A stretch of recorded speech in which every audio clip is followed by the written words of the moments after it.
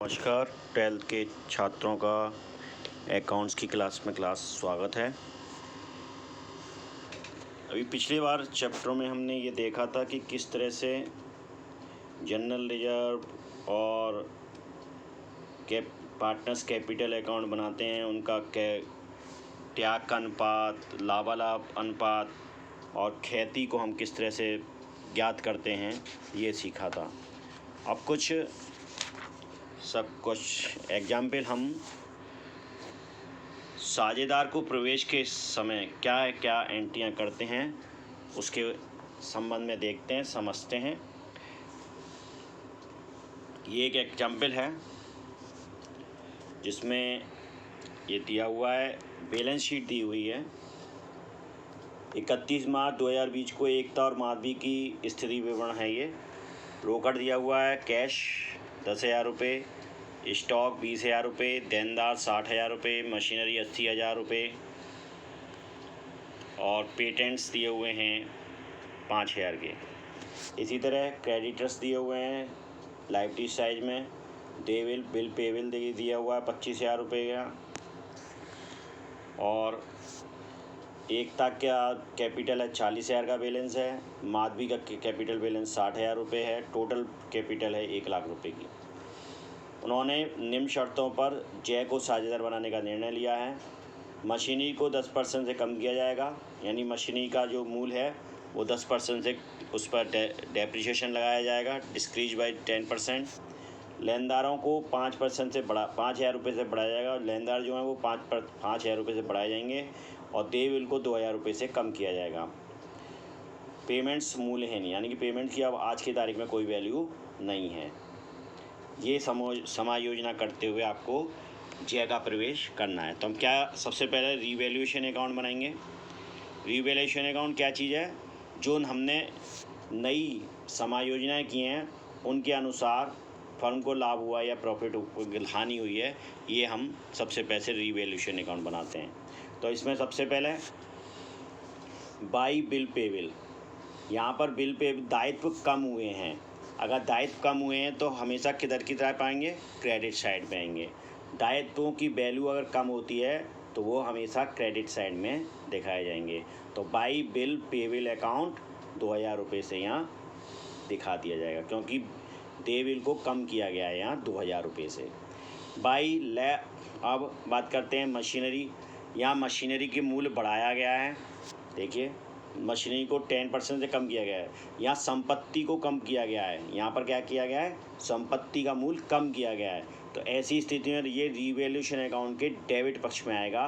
To machinery account 8,000 रुपये से 10%, क्योंकि मशीनरी कितने की थी? 80,000 रुपये की मशीनरी थी, उसका 10% कम किया गया, तो इसका मतलब 8,000 रुपये से मशीनरी अकाउंट रीवैल्यूएशन अकाउंट में डेबिट में आ जाएगा। अब बात करते हैं क्रेडिटर्स को बढ़ाया गया है। तो ये भी क्रेडिटर्स क्या जब बढ़ जाएंगे तो निश्चित तौर पर उसके दायित्व बढ़ गए। दायित्व बढ़ने की स्थिति में डेबिट होंगे। अगर दायित्व बढ़ रहे हैं तो डेबिट होंगे। मशीनरी घट रही हो, यानी संपत्ति घट रही हो और दायित्व बढ़ रहे हों, तो दोनों चीज़ें डेबिट होती हैं। तो यहाँ मशीनरी घट रही थी क्योंकि उसका मूल्य घट रहा था, तो इसलिए डेबिट किया। क्रेडिटर्स यहाँ बढ़ रहे हैं इसलिए उसको डेबिट किया।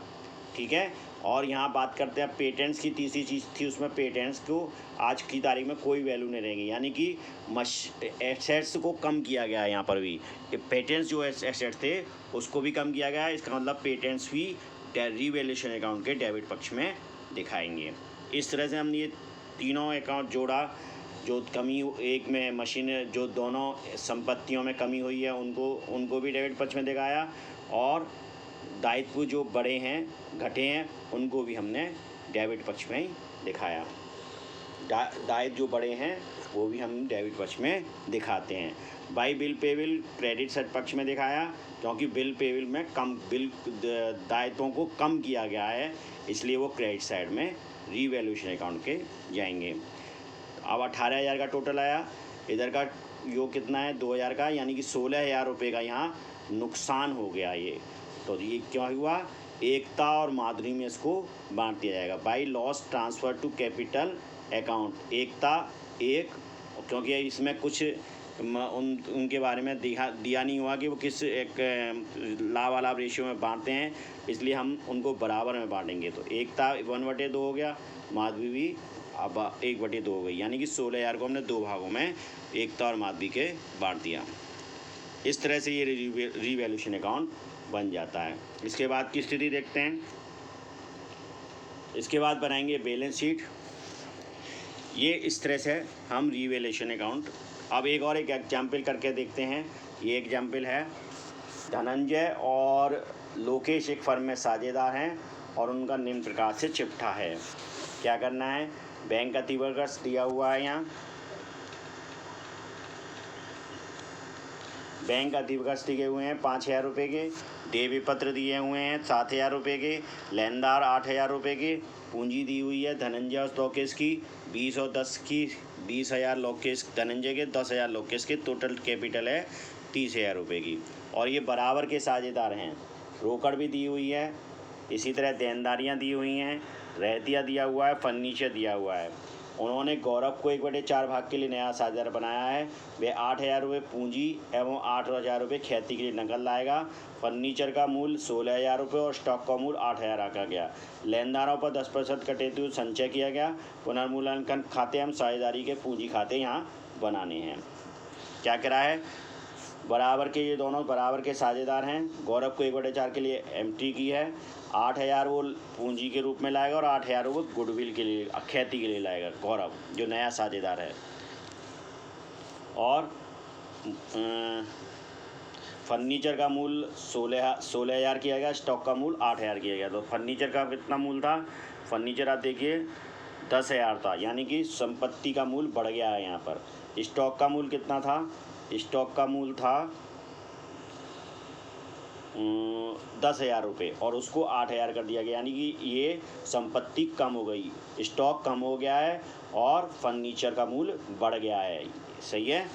लेनदारों पर 10% कटौती किया गई है।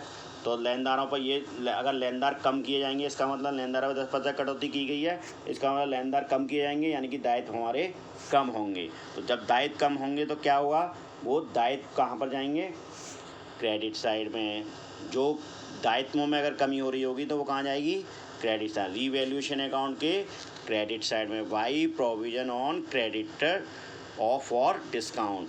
जितने के हमारे क्रेडिटर कितने थे, 8,000 के, और 10% कम किए गए हैं, कटौती दी गई है, तो 800 रुपये की कटौती यहाँ क्रेडिट में आ जाएगी।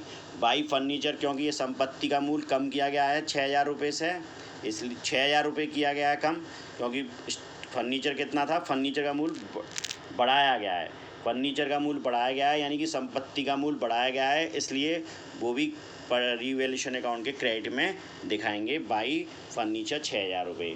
टू स्टॉक, स्टॉक या क्या है, हमारी संपत्ति है और यहाँ पर कमी की गई है, कितने की गई है, 10,000 का स्टॉक है और अब वो आज की तारीख में 8,000 बताता है, तो इसका मतलब 2,000 रुपये कम हो गए, तो यहाँ 2,000 रुपये डेबिट में चले जाएंगे रीवैल्यूएशन अकाउंट के। अब यहाँ पर क्या हुआ, देखिए 6, यहाँ पर टोटल क्रेडिट हुआ 6,800 का, डेबिट हुआ सिर्फ 2,000 का। इसका मतलब यहाँ पर रीवैल्यूएशन अकाउंट में प्रॉफिट निकल के आएगा। To profit transfer to Dhananjay capital account और लोकेश कैपिटल अकाउंट। ये क्या बराबर बांटते हैं, इसलिए हमने 2 भागों में 2400 बढ़ जाएंगे। अब बात करते हैं पार्टनर्स कैपिटल अकाउंट की। पार्टनर कैपिटल क्या हुआ, बाई बैलेंस कितना था देखेंगे हम, ये 20,000 और 30,000, वही by balance CD Dhananjay, Lokesh और गौरव जो नया साझेदार है उसका कॉलम भी यहाँ बनेगा। तो बाई बैलेंस शीट में दोनों धनंजय और लोकेश आ जाएंगे। बाई कैश गौरव लेकर आ रहा था 8,000 रुपये, क्रेडिट में जमा कर देंगे। बाई प्रीमियम फॉर गुडविल, अब देखिए गुडविल कितने रुपए की लेकर आया है वो, गौरव 6,000 रुपये की ख्याति के लिए नकद लाया है, नकद लेकर आया है, तो इसका मतलब अब ये गुडविल दोनों पुराने साझेदारों में बटेगी, तो यहाँ बराबर बांट रहे हैं, इसलिए बाई प्रीमियम फॉर गुडविल दोनों अकाउंटों में क्रेडिट कर देंगे 3,000 रुपये। 6,000 रुपये हुए दोनों अकाउंटों में क्रेडिट हो जाएंगे लोकेश और धनंजय के, क्योंकि वो बराबर के साझेदार हैं। बाई रीवैल्यूएशन अकाउंट में रीवैल्यूएशन अकाउंट का जो प्रॉफिट था वो भी हम यहाँ क्रेडिट पार्टनर्स कैपिटल अकाउंट में क्रेडिट कर देंगे। इस तरह से ये क्रेडिट साइड पूरी हो गई। अब बात करते हैं पार्टनर्स कैपिटल अकाउंट की टू बैलेंस शीट। तो इसके बैलेंस निकाल लेंगे, दोनों तरफ का टोटल करेंगे, ठीक है। और धनंजय का टोटल करा और लोकेश का टोटल करा, गौरव का टोटल करा और तीनों का टोटल, और उसके बाद इसका बैलेंस निकल आएगा। इस तरह से पार्टनर्स कैपिटल अकाउंट बन जाता है। अब बात करते हैं देखिए साझेदारों को पूंजी, एक चीज़ यहाँ पर ध्यान रखनी है, संचिति, सामान संचिति, संचय कोष, लाभ हानि खाता और राशि पुराने साझेदारों के बीच विभाजित हो जाने और उनके खाते में हस्तांतरित करने के कारण पुराने साझेदारों के पूंजी खाते की राशि बढ़ जाती है। चूँकि ये खाते बंद हो जाते हैं, अतः इन्हें चिट्ठे में नहीं दिखाया जाता। कौन कौन से, जैसे जो संचय होते हैं वो सारे पुराने जब नया साझेदार आता है तो वो सभी क्या होता है, पुराने साझेदारों के बीच में बांट दिए जाते हैं और उनको नई बैलेंस शीट में नहीं दिखाया जाता। संचय तथा आधिक या संबंधित हानियों के लिए तब भी प्रविष्टि की जाएगी जब प्रश्न में इसका उल्लेख हो या ना हो। या आपको प्रश्न में कहे इस बात के लिए या ना कहे, आपको ये प्रविष्टि करनी है। संचय आधिक या संचित हानियों के लिए अगर बैलेंस शीट में कोई दिखाई हुई हैं तो उनको निश्चित तौर पर पुराने साझेदारों में बांटा जाएगा। साझेदारों के पूंजी खाते देख लेते हैं किस तरह से नए साझेदार के प्रवेश होने पर संचित लाभ हानि संचय कोष, साझेदारों के खाते में हस्तांतरण एवं संपत्तियों और दायित्व के पुनर्मूल्यांकन के पश्चात साझेदारों के पूंजी खाते चालू खाते बनाए जाते हैं और इन खातों के शेष को फर्म के नए चिट्ठे में दिखाया जाता है। यदि पूंजी परिवर्तनशील अस्थिर हो तो साझेदार के पूंजी खाते का प्रारूप इस प्रकार है।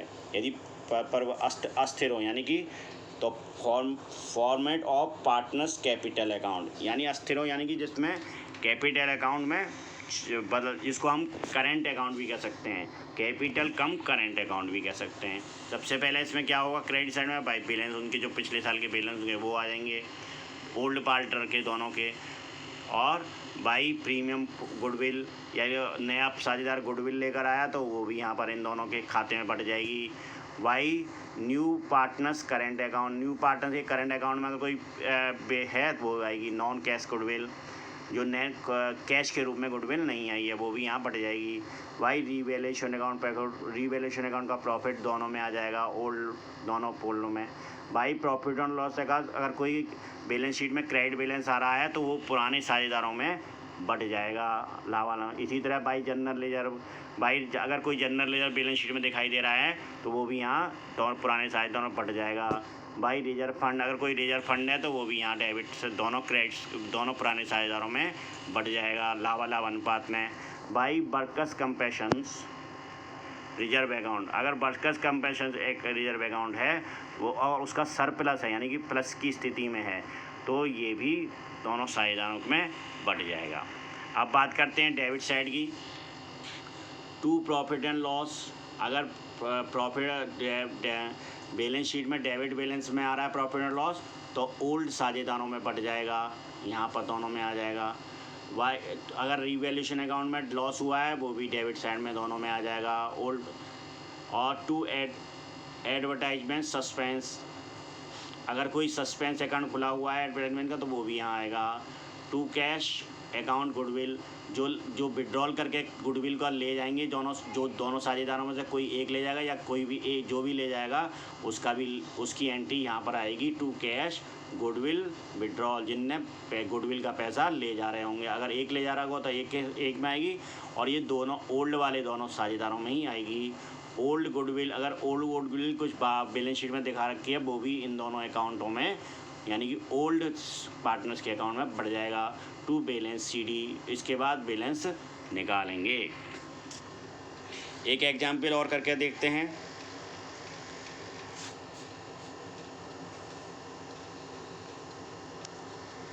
देखिए ये एक सवाल एक और एग्जाम्पल है ए और बी एक फर्म है, 3-2 के अनुपात में लाभों को लाभ बांटते हुए साझेदार हैं।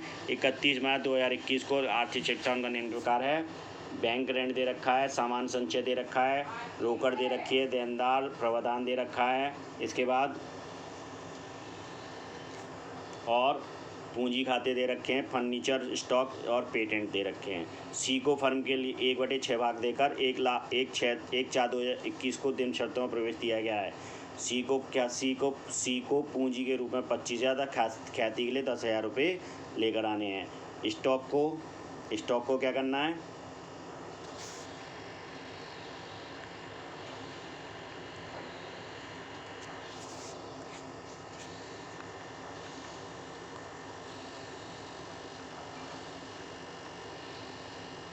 स्टॉक को 10% से कम करना है।